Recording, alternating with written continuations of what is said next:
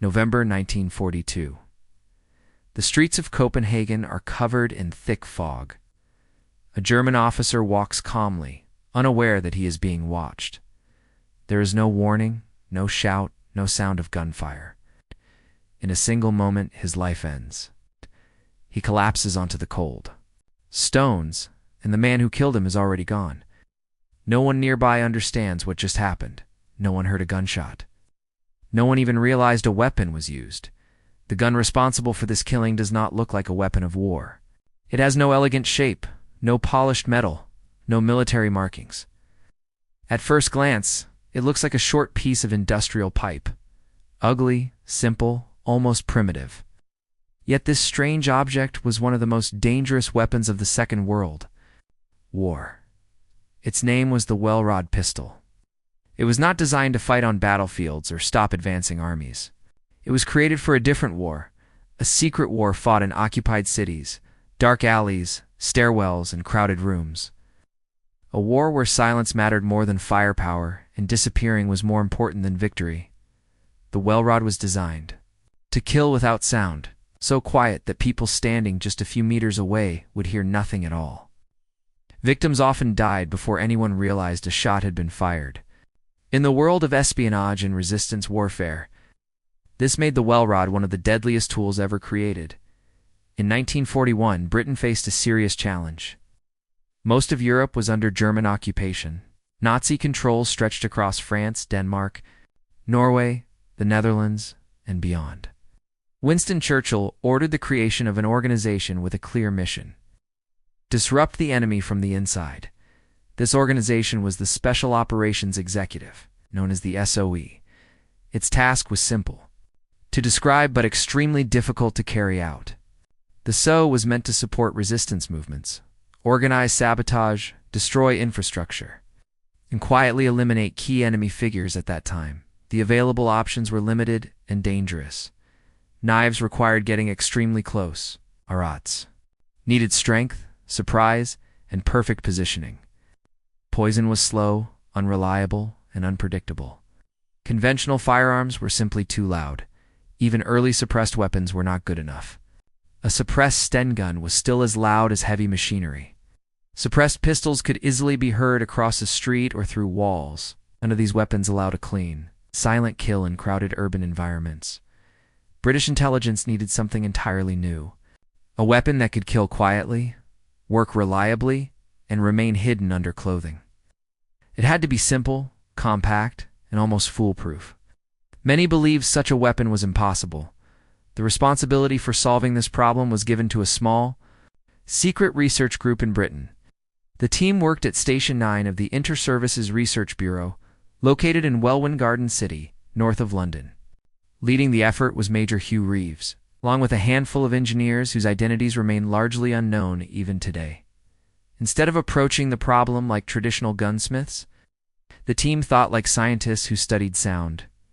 They broke down the noise of a gunshot into three main sources. First, the explosion of gases leaving the barrel. Second, the sonic crack created when a bullet travels faster than sound. Third, the mechanical noise of the weapon itself to achieve true silence. Ouch. All three sources had to be eliminated or reduced to the lowest possible level. Solving just one would not be enough. The team understood that compromises had to be made. Speed, rate of fire, appearance were far less important than silence and reliability. The result was a weapon concept that went against almost every traditional firearm design rule. It would be slow, unattractive, and awkward to use. But it would be quiet, unbelievably quiet. The welded pistol was built with simplicity as its core principle. It was not mass-produced in huge factories like rifles or machine guns. Instead, it was manufactured in small numbers under strict secrecy. Records were deliberately incomplete. Serial numbers were scattered, and many documents were destroyed to prevent enemy intelligence from learning too much. The weapon consisted of a tubular metal body, most of its length dedicated to an integrated suppressor. This suppressor was not an attachment. It was the weapon itself. Inside were a series of expansion chambers, baffles, and rubber wipes, designed to trap and cool expanding gases.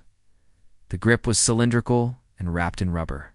For better control, inside the grip was a small magazine holding 6 rounds, later increased to 8 in improved versions. There was no trigger guard, only a small curved trigger underneath. The sights were minimal, because the weapon was never meant for long range. Accuracy? Everything about the well rod reflected its purpose. It was not meant to impress soldiers. It was meant to disappear, both visually and acoustically.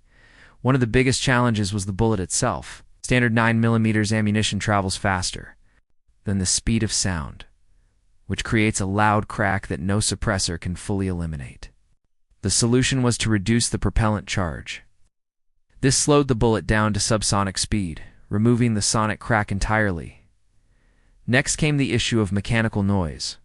Semi-automatic pistols make noise when the slide moves, ejecting the spent casing and chambering the next round. The well rod avoided this by using a bolt-action system.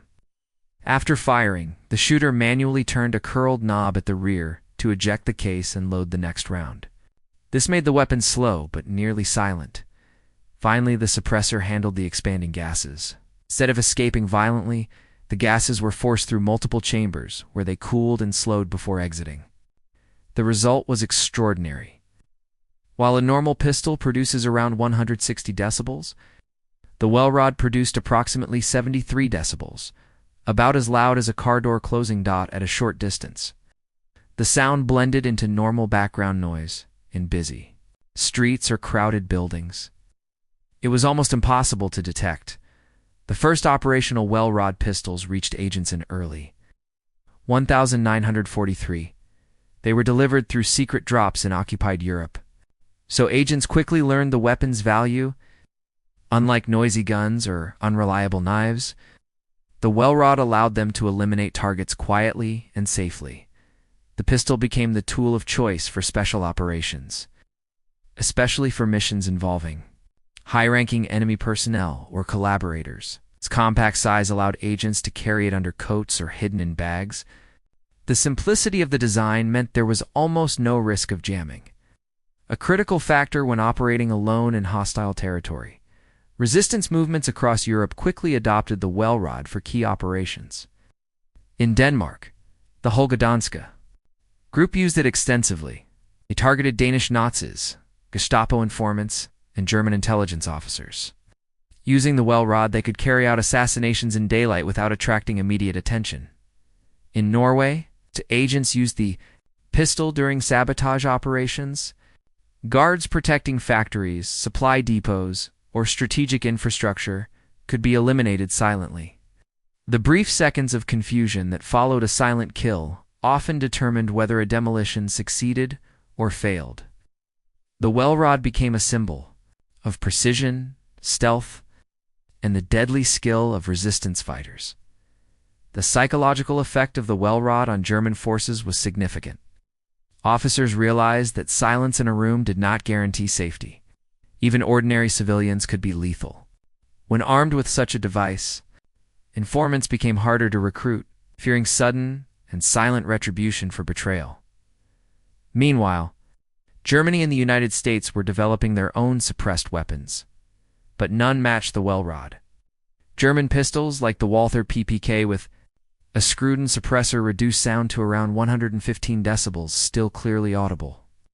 American HDM.22 pistols achieved approximately 90 decibels but lacked stopping power. The well rod, at just 73 decibels with a 9mm round, combined silence with lethality, setting it apart from all other designs of the period. The well rod was not perfect. It had a limited range of about 23 meters, optimal for close-quarter use.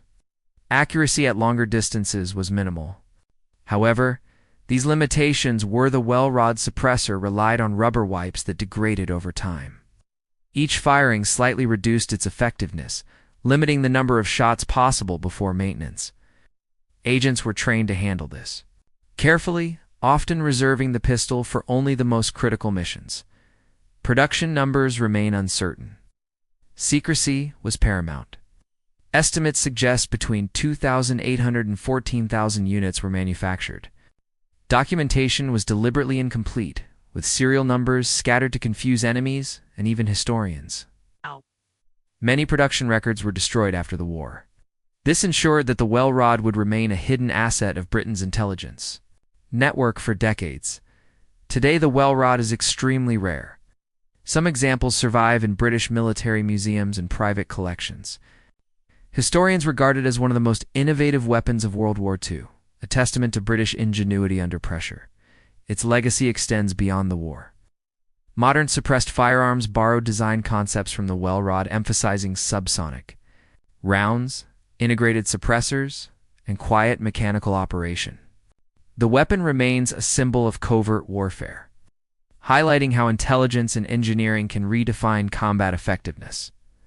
For collectors, historians, and enthusiasts, the well rod represents both a tool of deadly precision and a piece of hidden history. It demonstrates the lengths to which nations went to fight invisible wars and the sacrifices made by those who wielded such deadly silence.